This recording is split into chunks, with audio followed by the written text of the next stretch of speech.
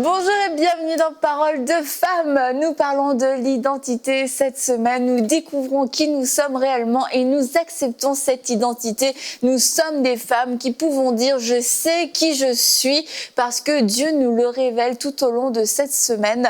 Et nous faisons de belles découvertes en nous découvrant nous-mêmes. On a enlevé les étiquettes, on s'est affranchi des réputations et des titres. Et un petit mot avant de poursuivre. Pour ceux qui ont suivi l'émission d'hier par rapport au titre, vous êtes vraiment sentis concernés que vous aviez un titre qui pesait dans votre vie et qui vous empêchait de faire cette démarche de repentance, cette démarche d'humilité parce que vous aviez peur de décevoir, vous aviez l'impression que vous étiez coincé dans une position, mais Dieu vous a appelé à faire cet acte d'humilité et de repentance et probablement aussi de dépouillement de votre titre.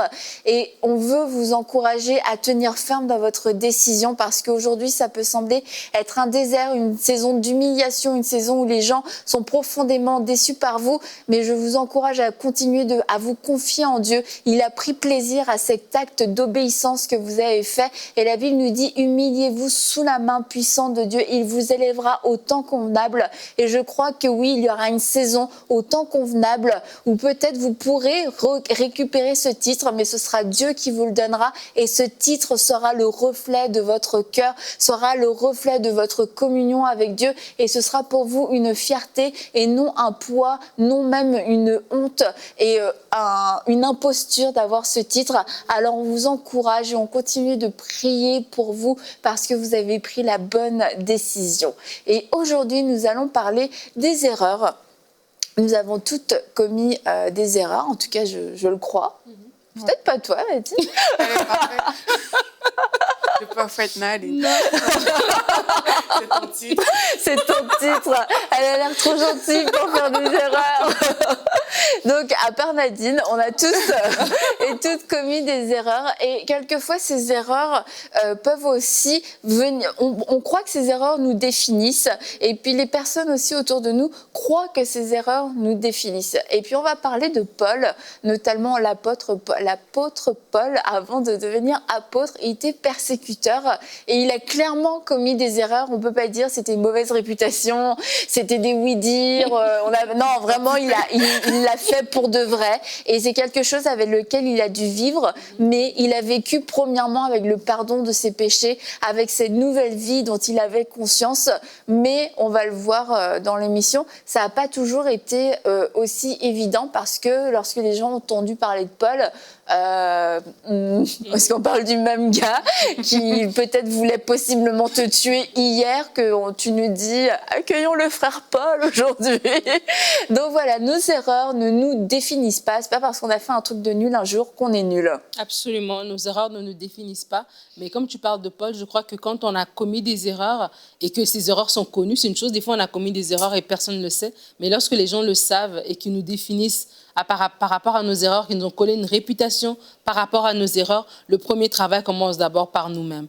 Et l'apôtre Paul, on voit que quand il a justement eu cette rencontre sur le chemin de Damas et qu'il est aveuglé pendant 3 jours et qu'Ananias doit venir le voir, on voit la conversation qu'Ananias a avec le Seigneur pour dire, tiens, Paul et tout ça, voici ce qu'il a fait, mais le Seigneur va lui dire, non, tu dois y aller. Et à ce moment-là, Paul recouvre la vue. Il y a comme un cheminement qui va durer des années, où est-ce qu'il va se rapprocher de Dieu, où est-ce qu'il va faire du travail pour le Seigneur. Mais quand tu lis ses épîtres, tu vois aussi comment lui-même aussi, il a dû accepter, en fait, il a accepté la nouvelle identité que Dieu lui a donnée. Il a vraiment réalisé que le Saul de Tarse, celui qui persécutait les églises, c'est pas lui. Ça, c'était une autre personne. C'est Christ qui vit en lui aujourd'hui. Il est une nouvelle création. Vraiment, il a vraiment fait ce travail-là et c'est impressionnant que même par la suite, il parle qu'il ne trouve même pas une source d'orgueil, tout son bagage, son héritage culturel, ce qu'il a fait, comment il était zélé, machin. Tout ça, c'est de la boue, en fait, parce qu'il a eu la révélation de Christ. Et je crois que pour ceux qui ont commis des erreurs, pour nous toutes qui en avons fait, lorsque nous faisons ce cheminement, où est-ce que, voilà, on accepte le pardon que Dieu nous donne. On accepte que oui, Christ nous a pardonné, que c'est vrai que ce que nous avons fait, c'est réellement dans la mer de l'oubli et que s'il y a 2, 3, 5, 6 personnes, combien même nos erreurs sont sur Internet pour toujours, comme on dit que Internet n'efface jamais rien, c'est pas plus grave que ça. Qu'est-ce que Dieu a dit de ma part? Et ça commence d'abord par nous-mêmes. J'encourage vraiment les gens à se pardonner soi-même d'abord avant de chercher le pardon des gens à l'extérieur. Un jour, je suis... Ça l'a fait Quand j'étais au Cameroun, ça fait vraiment hyper longtemps. Et puis, je suis sortie d'un taxi et je suis tombée par terre. Puis, je me suis vite relevée. Et là, je regardais, est-ce que quelqu'un m'a vue? Parce que ça me fait Parce que c'est ça qui est le plus important quand tu tombes. Et là, c'était comme, mais ça va? Non, ça va, parce que je voulais pas que les gens s'attardent sur le fait que j'étais tombée, parce que moi, pour moi, c'était la honte. Et je réalise que quelquefois, c'est ce qu'on fait avec les erreurs. C'est que, en fait, elle a eu lieu, effectivement, mais toi, tu veux tellement pas que les gens voient que tu te caches, tu te couvres le visage. C'est comme, non, ça va, ça va. En fait, ça allait pas, j'avais trop mal. Pantalon déchiré, tu le vois, ça va super. J'avais trop mal, mais non, ça va, n'en parlons plus, tu vois. Et c'est un piège dans lequel on peut tomber parfois quand on commet des erreurs, c'est de dire, non, c'est bon, c'est fini. Mais il faut justement pas faire ça. Paul, il savait le reconnaître. Il savait dire, oui, dans le passé, j'ai été ça et ça, mais aujourd'hui, je ne le suis plus. Et quand on cherche à cacher l'erreur, ça veut dire que on est victime, en fait, de son erreur, quand on cherche à la cacher. Et c'est important de tout simplement être vrai, parce qu'il y a des personnes qui s'endurcissent à cause de leurs erreurs. Il faut être vrai. Il faut reconnaître que, écoutez, je ne savais pas ce que je faisais. Oui. J'ai mal fait, je le reconnais. Vraiment, je vous demande pardon, excusez-moi. J'essaie de m'en sortir. Parce qu'il y a des personnes que leur erreur est encore fréquente. Elle est toujours en cours. Il y a des gens qui ont fait des erreurs dans le passé, mais il y en a que leur erreur, elle est toujours en cours. Ils essaient de se sortir de quelque chose qui est qui est admis comme une erreur, mais ils n'arrivent pas. Donc, c'est d'essayer de ne pas s'endurcir, de dire aux autres, je reconnais qu'à ce niveau-là, j'ai du travail à faire.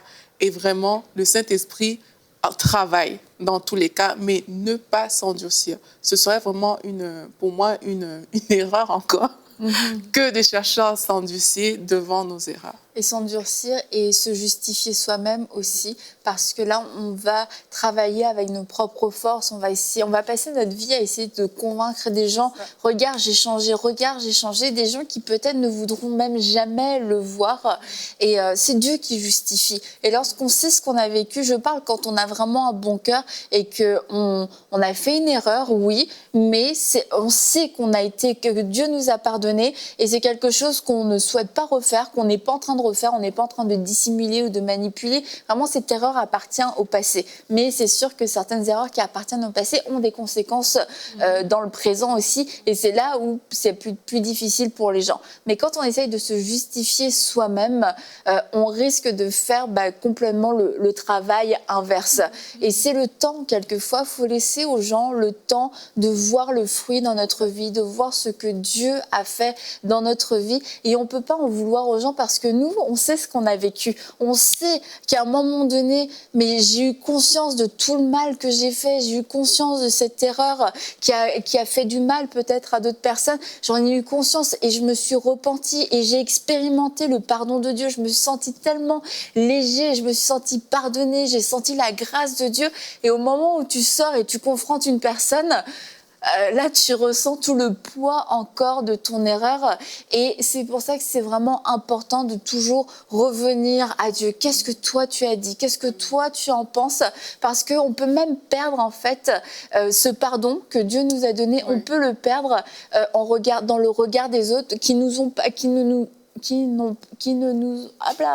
encore pardonné, accordé leur pardon. Et ça viendra en son temps. Peut-être que ça ne viendra pas pour tout le monde, mais si on a obtenu le pardon de Dieu, c'est ce qui va aussi nous permettre de nous pardonner et de pouvoir avancer. Tu as parlé de Paul, on a parlé de Paul tout à l'heure, et par rapport au regard des gens que tu dis, dans la parole de Dieu, on voit que Paul, malgré ses erreurs, il a continué à servir. Les gens avaient peur de lui au début, parce que voilà, on connaissait qui il était. Mais malgré ça, tu vois, il a continué à servir. Donc, il a eu, un peu comme tu dis, laisser le temps aux autres. Il a eu... il savait ce qu'il avait fait. Il savait que les gens savaient ce qu'il avait fait. Donc, il n'est pas venu comme dire, OK, vu que les gens se comportent comme ça envers moi, je vais d'abord laisser ce que je suis en train de faire. Ou non. Non, il a continué à servir, il a continué parce qu'il savait que Dieu l'avait appelé à le faire. Donc, la perception qu'on a de nos erreurs ou que les gens ont de nos erreurs ne doit pas nous limiter dans notre service, ça ne doit pas nous limiter dans ce qu'on doit faire parce que les gens ont ce regard-là sur nous. Oui, l'histoire a existé, oui, il les a persécutés, mais maintenant, il n'est plus cette personne. Donc, je veux encourager des personnes à se positionner par rapport à leur nouvelle identité en Christ. Quand tu as accepté le Seigneur Jésus, la Bible dit que tu deviens une nouvelle création. C'est une création, en fait, qui n'a jamais existé. C'est que c'est nouveau, c'est tout neuf. Et il faut refuser que les erreurs du vieil homme que tu as abandonné, soit ton quotidien redevienne encore te hanter, te persécuter. Laisse le temps aux autres de faire leur chemin, mais toi, à ton niveau, sois sûr de ta nouvelle identité et avance avec le Seigneur. Même si les autres n'ont pas encore compris, c'est pas grave. Avance, et comme tu disais, Annabelle, le fruit que ton avancée va produire, mais c'est ça qui va permettre justement aux autres aussi de changer leur regard. Et là, on parle des erreurs, de ne pas laisser les erreurs définir notre identité. Et je crois qu'il y a vraiment un moment très difficile où est-ce qu'on doit vraiment plus que jamais redécouvrir et s'accrocher à notre identité. C'est lorsque justement on vit les conséquences de nos erreurs. On ne parle pas d'une erreur peut-être de, voilà, j'ai échappé de l'eau par terre. On parle vraiment des choses peut-être qu'on a vraiment commis et qui ont des conséquences réelles. Il y a des gens qui ont fait de la prison, il y a des gens qui ont perdu de l'argent, il y a des gens qui ont eu des enfants, qui ont volé, etc.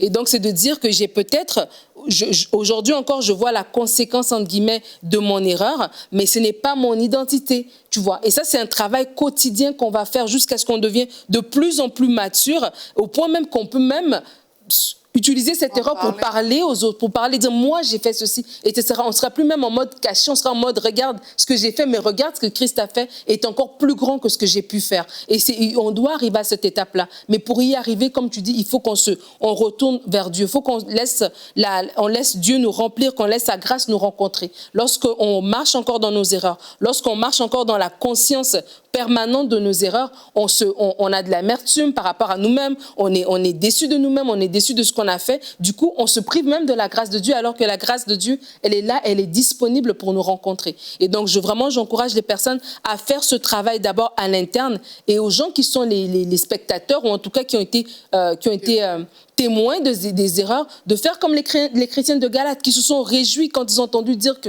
le Paul qui persécutait, maintenant, il annonce le nom de Jésus. Tiens, ils se sont réjouis, ils ont dit, gloire à Dieu, c'est super. Et vraiment, c'est hyper important de faire ça. On a tous commis des erreurs à petite ou à grande échelle. C'est important de dire, oui, j'ai fait cela. Je l'ai fait avec, j'étais pas dans un bel état d'esprit, peu importe. J'ai grandi depuis ce temps-là. J'ai pris de la maturité. Cette erreur n'est pas moi. Cette erreur ne me définit pas. Et quand même aujourd'hui, quelqu'un vient me rappeler, ah, mais tiens, toi, je te connaissais avant, tu parlais des étiquettes et des surnoms dans la première émission. Tu étais cette fille-là qui était comme ça. Ah non, ça c'était avant. Maintenant, aujourd'hui, je suis madame. Et puis, je suis plus la fille qui faisait ces choix-là. Donc, c'est vraiment important de faire ce travail nous-mêmes parce que si on ne le fait pas, on va tout le temps être blessé par des gens qui vont dire des choses, qui vont essayer de nous rappeler notre passé à chaque fois. Mais notre passé est derrière nous. Et aussi, moi, j'ai deux fois. Vas-y déjà avec le premier. Par rapport à ce que tu dis, je veux encourager les personnes à vraiment considérer le fait que le Saint-Esprit est de notre côté. C'est pas nous qui faisons les choses au point où les gens vont changer. La Bible dit que le cœur des rois, le cœur de l'homme, en fait, est dans la main de Dieu et Dieu l'incline où il veut.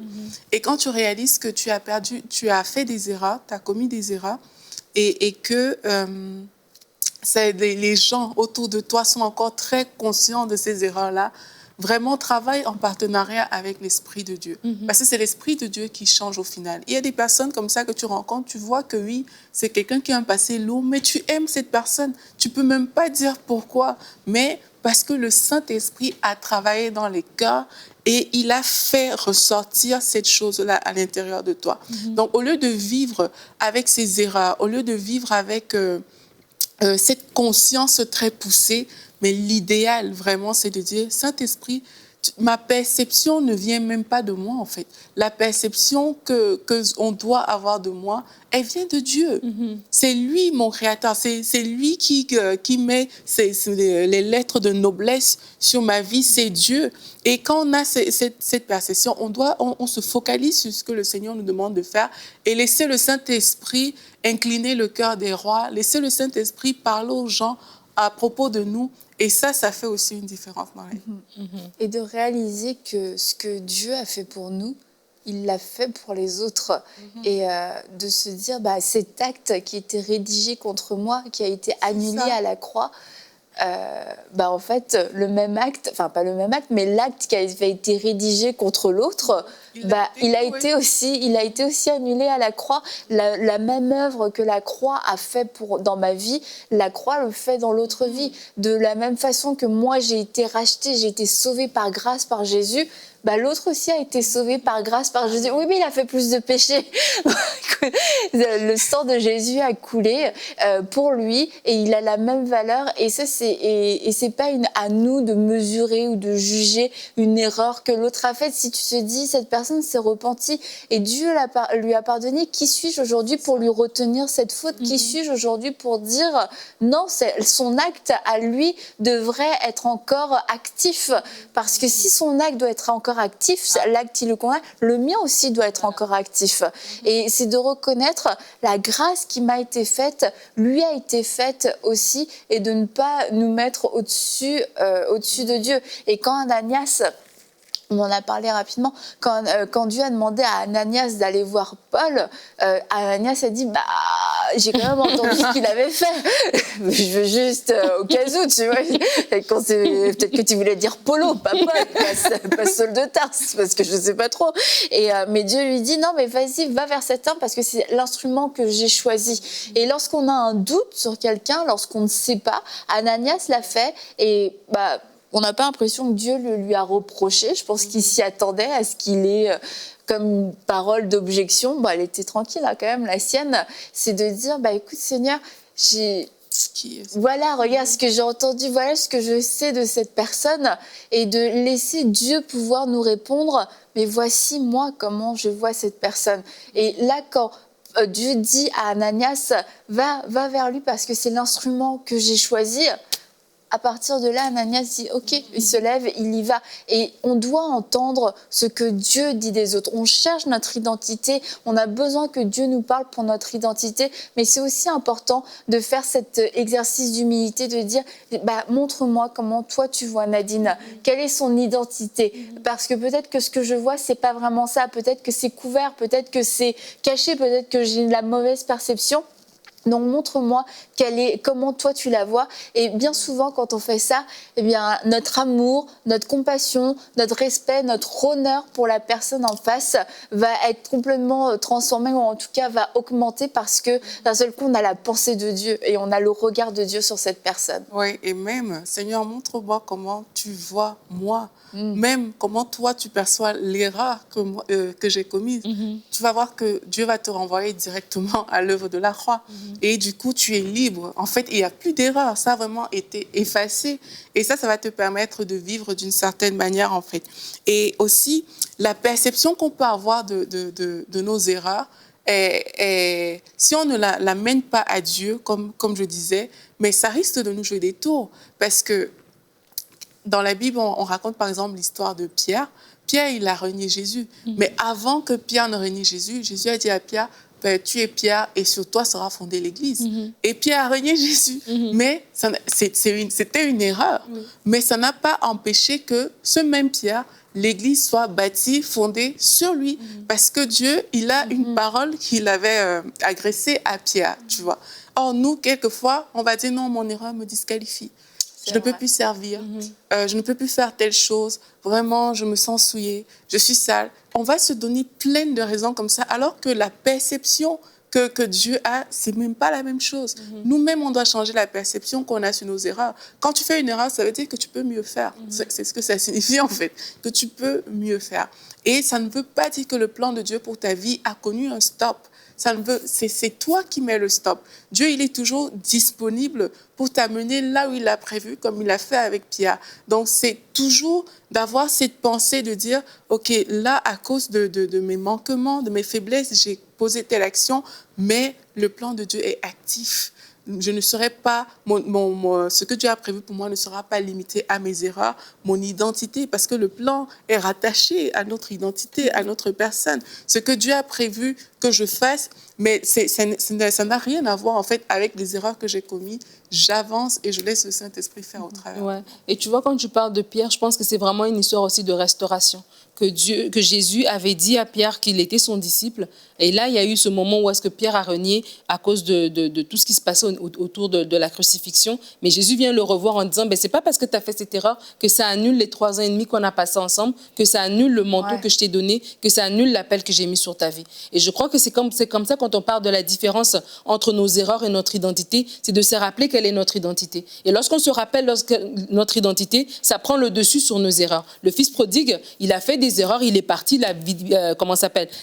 dilapider tout l'argent, mais il s'est rappelé, ah tiens, voici mon identité, je suis l'enfant de ce monsieur qui a cette terre, etc., ce monsieur qui est bien placé, je vais retourner chez mon père. Et lorsqu'il est retourné, en pensant même qu'il allait retourner pour un petit poste et tout ça, mais son père l'a restauré dans tout ce qu'il avait déjà dès le départ, l'a remis à l'endroit ce qu'il devait être. Mon fils, si tu ne serais pas parti et que tu serais resté ici avec ton frère, ben voilà, tu auras ce manteau, tu auras ceci, tu auras cela. Et je crois que de la même façon, en tant que femme, lorsqu'on a fait des erreurs, on a parlé des étiquettes, et il y a vraiment des choses qui nous collent à la peau, qui sont des étiquettes vraiment que voilà, les gens nous rappellent. Et on se dit, tiens, moi j'ai fait cette erreur, est-ce que je vais me marier? Est-ce que je vais pouvoir m'asseoir dans mon foyer parce que j'ai eu cette vie avant? Et tout le monde est au courant de cette vie. Mais vraiment, comme la femme samaritaine, lorsque Dieu l'a rencontrée, elle est retournée, c'est ces gens qui pensaient, qui connaissaient sa vie pour leur dire, écoute, moi j'ai rencontré le Messie. Que n'ayons pas honte dans nos familles, dans notre environnement. Seigneur, tu vas me restaurer. Seigneur, je m'accroche à toi. Je sais que oui, j'ai commis des erreurs.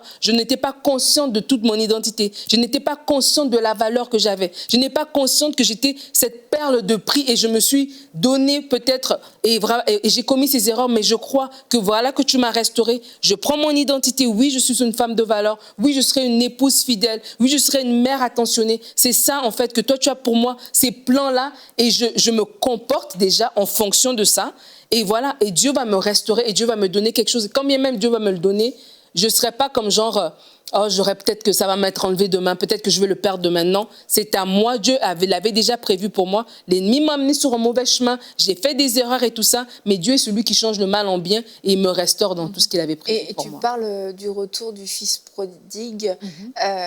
Vraiment, pour les parents aussi, c'est important lorsque des enfants commettent des erreurs. À quelle fois il y a vraiment eu des erreurs assez graves qui ont été commises, de ne pas enfermer cet enfant dans cette erreur et d'avoir l'attitude de ce père qui attendait le retour de son enfant. Et j'ai vraiment la pensée qu'il y a des parents, vos enfants sont revenus, mais vous ne les avez pas accueillis. Vous ne les avez tout simplement pas accueillis. Vous les avez au contraire rejetés et vous leur jetez leur erreur à la figure constamment. Et je veux vous dire, c'est le temps aujourd'hui du pardon et c'est aussi le temps de la réconciliation. Vous n'êtes pas en train d'accomplir la volonté parfaite de Dieu en rejetant cet enfant qui a certes fait une erreur mais qui est revenu. Et cet enfant a besoin de vous pour se reconstruire. Vous faites partie du plan de Dieu pour la vie de cet enfant qui a besoin de vivre une restauration, qui a besoin de pouvoir se relever, mais pour se relever, il a besoin de vous. Alors, laissez le Seigneur guérir votre cœur, pardonnez cet enfant qui vous a fait du mal à cause de cette erreur, mais cet enfant est revenu et le simple fait qu'il soit revenu montre sa disposition de cœur, montre son humilité et aussi son désir de changer. Alors vraiment, je vous encourage à entendre la voix de Dieu aujourd'hui et à ouvrir les bras à cet enfant qui est revenu vers vous et Dieu va faire quelque chose de vraiment de très très beau. Amen. Moi, je veux aussi encourager les gens qui sont partis tout simplement et qui craignaient le Seigneur. On a parlé du Fils prodigue et qui se sont éloignés, en fait, de la voie de Dieu et qui ont peur de revenir parce qu'ils n'étaient plus... ils sont comme, mais non, je ne veux pas revenir, on m'a jugé dans cette église-là. Il y a eu ça qui s'est passé et tout. Ils ont regardé à mes erreurs et ils ne m'ont pas tout simplement compris. Et ils ont pris un autre chemin, en fait. Moi, je veux leur dire qu'il n'est pas trop tard. Il n'est pas trop tard pour revenir dans la maison de Dieu. Je pense à toutes les personnes qui ont quitté des églises parce qu'on les avait pointées du doigt. Il n'est pas trop tard pour revenir. Toutes les personnes qui se sont éloignées des voies de Dieu. Vous êtes là, vous nous écoutez, et puis vous avez tout simplement choisi de quitter la voie du Seigneur parce que vous étiez peut-être dégoûté par les erreurs des autres ou par vos propres erreurs. Mais aujourd'hui, c'est le temps de revenir. C'est le temps de pardonner, comme Annabelle a dit, mais c'est aussi le temps tout simplement de rentrer à la maison, comme le Fils prodigue est rentré à la maison. Revenez à Dieu. Si vous vous êtes éloigné, vous sentez que le péché vous a éloigné de Dieu. Il y a ces choses que vous faites, vous vous dites, ah, mais j'aimerais tellement plaire à Dieu, mais je n'arrive pas. Et vous vous éloignez, vous vous éloignez, vous vous éloignez. Revenez à Dieu. Dieu est là, il est prêt à vous accueillir. Il ne regarde pas vos erreurs, il ne regarde pas ce que vous avez fait, peu importe. Jésus a payé le prix à la croix pour vous sauver. Et aujourd'hui, vous pouvez juste dire, Seigneur Jésus, j'accepte ce que tu as fait pour moi sur cette croix. J'accepte que tu m'as lavé, j'accepte que tu as payé ce prix et je reviens à la maison. Je reviens à la maison de mon Père, je reviens dans ta présence et passez du temps avec Dieu, passez du temps avec l'Esprit de Dieu et votre cœur vraiment va se remplir de joie, de paix, des choses que vous n'avez peut-être même jamais expérimentées, mais faites le pas de revenir à Dieu aujourd'hui. Amen. Tu voulais ajouter quelque chose, Nadine? En fait, quand on parle de pardon, j'ai aussi à cœur des couples. En fait, on a parlé du pardon, des erreurs. Et des fois, dans le couple, il y a des erreurs qui ont été commises. Et depuis ces erreurs-là, on regarde l'autre en fonction de ces erreurs. On se dit, tiens, il l'a fait une fois, il le refera certainement. Et on a parlé de l'identité. Et aussi, en tant que couple, aussi, on peut vraiment parler, prier par rapport à notre identité en tant que couple. Que nous sommes un couple qui est uni. Nous sommes un couple qui honorons le Seigneur. Nous sommes un couple qui marchons dans la vérité, dans l'amour. Mon mari m'aime. Moi, je respecte mon mari. On a cette harmonie qui est véritable à l'intérieur de notre couple, pas juste pour les apparences.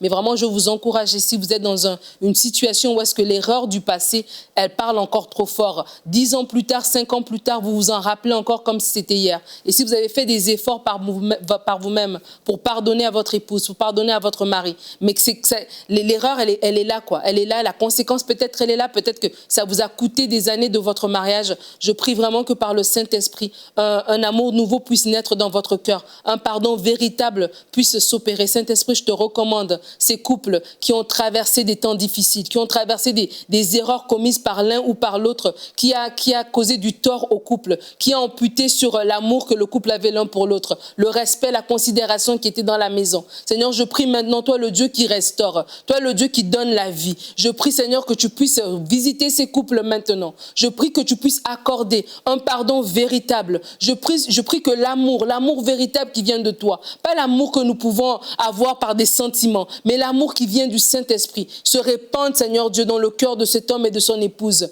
Qu'ensemble, Seigneur, ils puissent s'aimer comme toi tu l'as désiré, qu'ils puissent honorer le mariage, qu'ils puissent honorer, Seigneur Dieu, les vœux qui ont été faits. Je prie que tu les renouvelles, Seigneur Dieu, dans leurs sentiments mutuels et que tu mettes, Seigneur Dieu, une confiance renouvelée, une confiance qui est véritable. Merci pour le pardon qui est accordé maintenant dans leur couple. Merci pour le pas nouveau qu'ils font. Merci, Seigneur Dieu, pour la nouvelle propulsion, Seigneur Dieu, que tu donnes à leur foyer dans le nom de Jésus. Amen. Amen. Merci beaucoup. Et on va se retrouver demain pour une prochaine émission de Paroles de Femmes et nous allons voir comment devenir la meilleure version de soi-même. Alors, à demain.